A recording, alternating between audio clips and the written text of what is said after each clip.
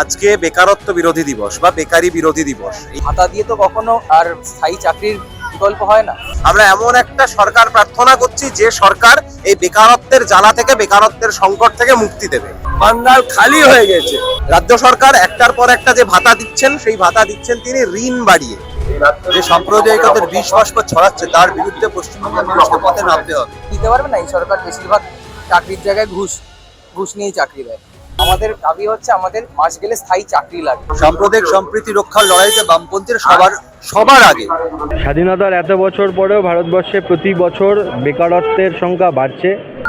চাকরি দুর্নীতি রুখতে এবং আগামী প্রজন্মের চাকরি সুনিশ্চিত করতে আজ এসএএফআই এবং ডিওয়াইএফআই কলেজ স্কয়ার থেকে এক বৃহত্তর মিছিলের আয়োজন করেছে। সরকারের বিরুদ্ধে তাদের এই মিছিল, দেখাবো বিস্তারিত প্রতিবেদন।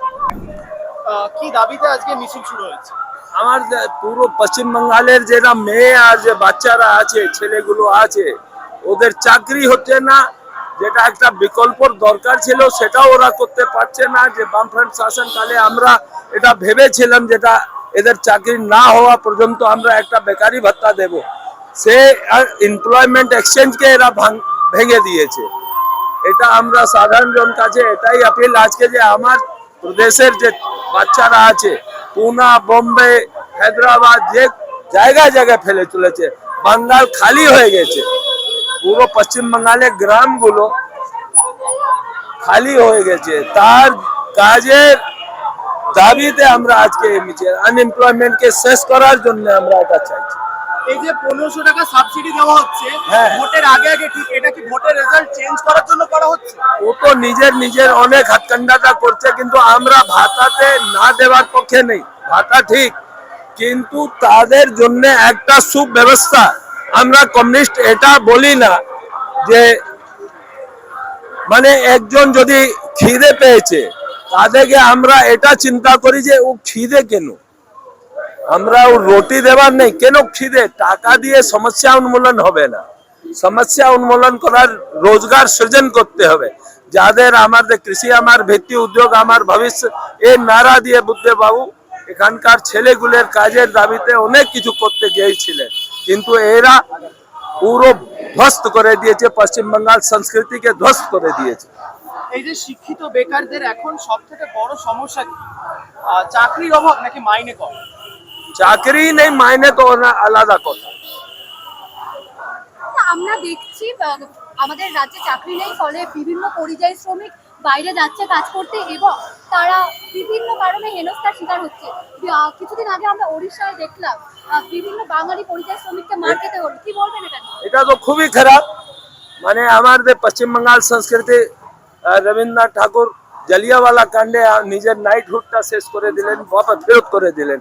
কিন্তু এই সরকার মানে আমাদের ছেলে, আমাদের নাগরিক অন্য রাজ্যে যদি মার খাচ্ছে আর এরা চুপ করে বসে আছে, এদের তো ষাটঘাট আছে। বিজেপির সঙ্গে পুরো ষাটঘাট করে এরা কাজ করছে। দাদা, আপনি যে বললেন বিভিন্ন মনীষীদের নাম, সেই মনীষীদের নামই তো ভুল বলছে। এখানটায় বিভিন্ন মনীষীদের নামই তো ভুল বলছে। ওই সরকার যদি আসে কি হবে বলে আপনার মনে হয়? কোনটা নাম ভুল বললেন? বিভিন্ন মনীষীদের নাম বঙ্কিমচন্দ্র চট্টোপাধ্যায়, বঙ্কিমদা বললো। না, আমি বঙ্কিমদা বললাম না। এই সরকার, হ্যাঁ, ওই সরকার বলছে, অনেক কিছু বলছে। ওরা তো ওদের তো আমরা কিছু মানে কি বলবো, ওদের সঙ্গে আমার কোনো কথাই মেল হচ্ছে না। পুরো সংস্কৃত বাঙালি আজকে আমরা যেটা বাইরে যাই অন্য রাজ্যে, আগে আমরা গর্ববোধ করতাম। আজকে বেকারত্ব বিরোধী দিবস বা বেকারি বিরোধী দিবস। এই মুহূর্তে আমাদের রাজ্যে তথা গোটা দেশে যেভাবে বেকারত্বের হার রেকর্ড হারে বৃদ্ধি পাচ্ছে, তার বিরুদ্ধে দাঁড়িয়ে আমরা এমন একটা সরকার, সামনেই পশ্চিমবাংলার বিধানসভা নির্বাচন আছে, আমরা এমন একটা সরকার প্রার্থনা করছি যে সরকার এই বেকারত্বের জ্বালা থেকে, বেকারত্বের সংকট থেকে মুক্তি দেবে। সেই দাবি দাওয়াকে সামনে রেখেই বেকারত্ব এবং শিক্ষার যা সংকট নেমে আসছে, সেই সবটার বিরুদ্ধে আমাদের লড়াইটাকে আরো বেশি এগিয়ে নিয়ে যাওয়ার জন্য আজকে বেকারত্ব বিরোধী দিবসে এসএফআই ডিওএফআই এর পক্ষ থেকে আজকে মিছিল, এবং একই সাথে এই মিছিল থেকে এই দাবি উঠবে এই অঞ্চল সহ গোটা রাজ্য জুড়ে বামপন্থী প্রার্থীদের জয়ী করার জন্য, যাতে এমন একটা সরকার তৈরি করা সম্ভব হয় যারা শিক্ষার পরিকাঠামোকে আরো উন্নত করে তুলবে, যেমনটা প্রয়োজন তেমনটা করবে এবং এই রাজ্যের বেকার যুবক যুবতীদের বেকারত্বের জ্বালা থেকে মুক্তি দেবে। এই বেকারত্বের জ্বালা বলতে একটা জিনিস মনে পড়লো যে বর্তমান সরকার যে তারা 1500 টাকা করে বেকার ভাতা দিচ্ছে।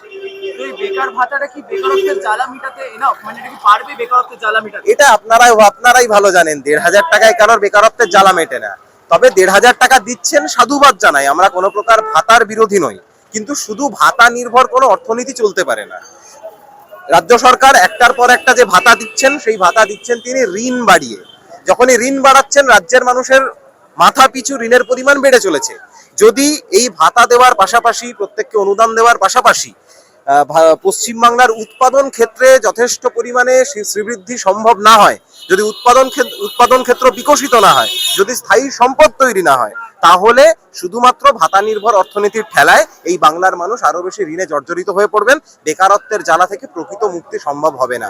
তাই দরকার, ভাতা যেমন দিচ্ছেন, তার সাথে কর্মসংস্থান তৈরি করার জন্য, রাজ্যের মোট উৎপাদন বাড়ানোর জন্য, জিএসডিপি বাড়ানোর জন্য, মাথাপিছু আয় বাড়ানোর জন্য নতুন নতুন পরিকল্পনা নেওয়া, শিল্প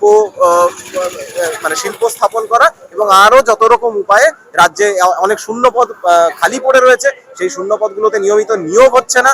যেখানে ছাত্র শিক্ষক অনুপাত বিভিন্ন ইনস্টিটিউটের ক্ষেত্রে যেটা আদর্শ ছাত্র শিক্ষক অনুপাত হওয়ার কথা, সেই ছাত্র শিক্ষক অনুপাত নেই। এরকম একাধিক সেক্টর আছে যেখানে যতজনকে নিয়োগ করা সম্ভব ছিল ততজনকে নিয়োগ করা হচ্ছে না, কাজ অস্থায়ী করে দেওয়া হচ্ছে, কন্ট্রাকচুয়াল কাজ দেওয়া হচ্ছে।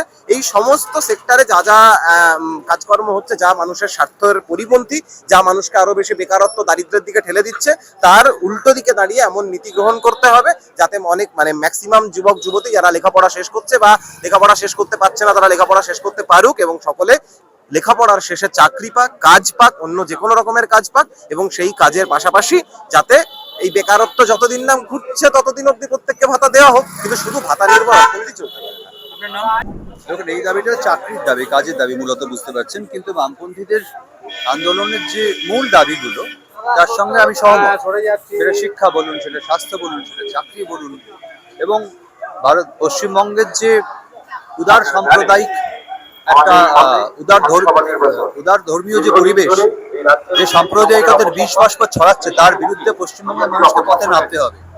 এবং এই লড়াইতে, সাম্প্রদায়িক সম্প্রীতি রক্ষার লড়াইতে বামপন্থীর সবার আগে গোটা ভারতবর্ষে তার দৃষ্টান্ত আছে। আজকের মিছিলটা চাকরির দাবিটা মূলত হলেও বাকি সবগুলোই তাদের দাবির মধ্যে আছে বলে আমি মনে করি। এই দাবি বলতে কি উদ্দেশ্যে এসেছেন আজকে এখানে? আসন্ন বিধানসভা নির্বাচনের জন্য এখানকার প্রার্থীর প্রচারে এবং বেকার যে রাজ্যে আমাদের এখানে যে বেকারি সমস্যা, সেটার বিরুদ্ধে মিছিলের জন্য আমরা এসেছি। এই বেকারত্বের সমস্যা বলতে মনে পড়ে যায় যে কি আমাদের যে বর্তমান যে রাজ্যের সরকার, তারা বলেছে যে 1500 টাকা করে বেকার ভাতা দিচ্ছে। আজকে সারা ভারতবর্ষ জুড়ে আমাদের সংগঠন SFI-DYFI বেকারি বিরোধী দিবস পালন করছে। স্বাধীনতার এত বছর পরেও ভারতবর্ষে প্রতি বছর বেকারত্বের সংখ্যা বাড়ছে, বেকারত্ব বাড়ছে। এত বছর পরেও সব যুবকের হাতে স্থায়ী কাজ নেই। ফলে বেকারি বিরোধী দিবসে আমাদের শপথ, সকল বেকারের হাতে যাতে স্থায়ী কাজ, স্থায়ী চাকরি, সামাজিক সুরক্ষা, যারা ছাত্র তাদের সঠিকভাবে পড়াশোনা করবার অধিকার, এই দাবিকে সামনে রেখেই আজকে আমাদের মিছিল।